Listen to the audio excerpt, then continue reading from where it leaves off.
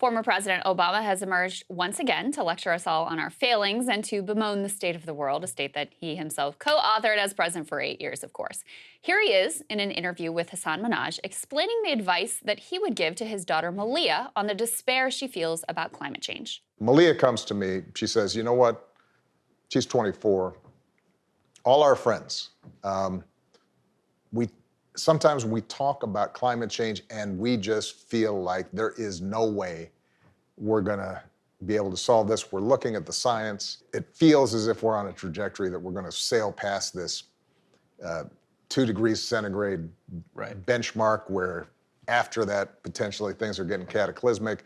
And so I'll be honest with you, Dad, a lot of my friends, they just feel as if, what's the point? Because the world's burning and there's nothing I can do.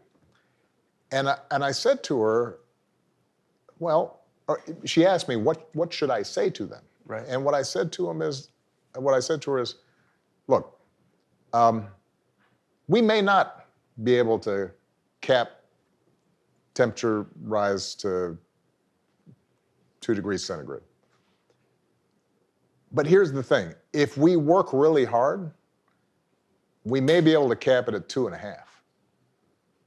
instead of 3, or 3 instead of 3.5.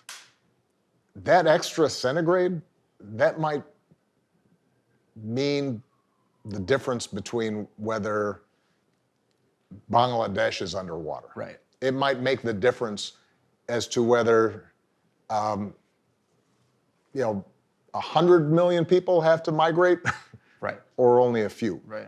And these incremental changes That matters. Yeah, I see what It you're saying. makes a difference. Sure. And And to it's be worth able, fighting for. And it's worth fighting And you for. can't descend into nihilism and not try to save those Yes, 100, 200, 300 million people. It matters. That's a lot of I agree people. with it. Yeah, that's a lot of people. Now, there are about 100 enraging things about all of this, and they are all classic Obama. The most maddening has got to be the way he always removes himself from the action, blessing us with his wisdom, but never, actually doing anything about the problems that he identifies.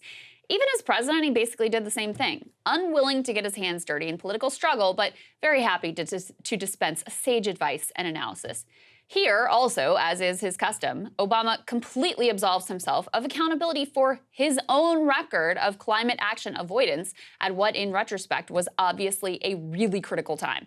The centerpiece of those efforts was cap-and-trade legislation, which passed the House and got hung up in the Senate in Obama's first term. Please recall that Obama had a big House majority and, for a time, a filibuster-proof majority in the Senate. But once cap-and-trade became politically polarized and bipartisan support dropped from it, Obama just abandoned it and really never looked back. Instead, he vacillated between some small-bore efforts like the virtue-signaling Paris Climate Agreement, which lacked any sort of legal force of law, and actively destructive policy like continuing oil and gas subsidies, backing fossil fuel projects around the world, and leaning hard into the new fracking boom.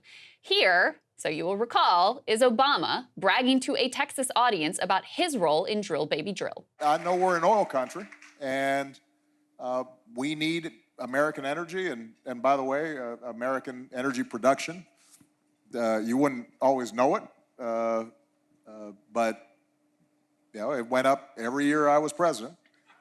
And that whole suddenly America's like the biggest oil producer and the biggest that was me, people. I just want you to. So. That was me, people. Climate activist Bill McKibben put it this way in an interview with the Obama Oral History Project, quote, "No matter how much I liked him, it was very clear he could care less about any of this stuff at some deep level and was not willing to sacrifice or suffer any political pain in order to raise the issue." I think you could say that about a number of issues during the Obama era. Now, how does that reality square with Obama's admonition to young people that they've got to fight and work really hard to try to limit temperature rise, a struggle that he absented himself from in office and has failed to join as a private citizen, preferring instead to fill his role as global brand and swooping in at key moments to enforce a Democratic Party status quo? His post-presidency deserves, in my opinion, as much scrutiny in some ways as his presidency. Here he is, a wealthy, beloved, connected, powerful global figure who has dedicated his life to popping up in interviews such as this one to demand that we limit our political imaginations and enforce a worldview that says incrementalism is the very best that we can hope for. That's what really comes through in the little negotiation he has with himself and his theoretical advice to Malia on what level of temperature increase that we should try to settle for. The fact that thanks in part to his own failures, we will surely blow past the 2 degrees mark is hand waved away, even as he acknowledges that every tick upward is potentially devastating for vast swaths of humanity. Just to give you a little bit of a sense here, one analysis found that temperature rise of 2.5 or 3 degrees, which Obama floats, could slash global GDP by a quarter. But if incrementalism is all that's on offer, you have to accept that temperatures will just continue to rise, and we should just fight really hard to limit the wars, displacement, and death that will surely result. I'm sure he and his family, of course, will be well insulated from all of the chaos. To me, though, in some ways, the most interesting part of this interview came in a question from Minaj, because he put his finger on something that's been bothering me for a while. Listen to how he practically begs Obama to actually be emotionally honest just for once. What I'm trying to get out of you, actually, Yeah. I'm actually just going to say it. Emotional honesty.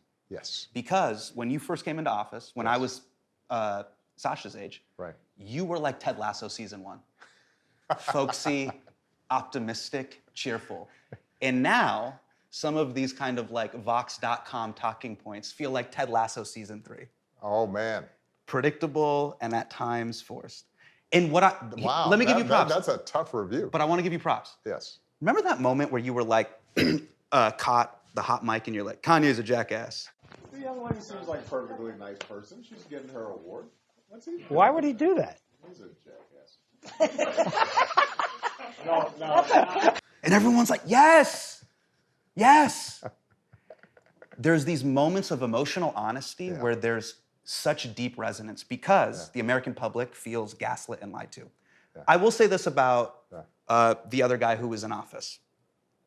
He was a factual liar, but emotionally honest. Okay. He was always who he is. Yeah, but I think progressives sometimes can be factually accurate, but emotionally dishonest. Now, Obama doesn't really respond, of course. He just swears he's being who he really is. And listen, maybe that's true.